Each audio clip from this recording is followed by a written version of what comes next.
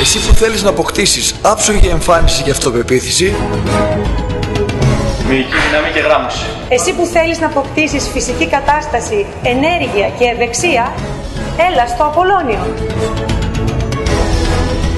Έλα τώρα και δοκίμασε με την κάρτα Free Pass, δωρεάν το γυμναστήριο αλλά και τα ομαδικά μας προγράμματα. Taekwondo. Yoga.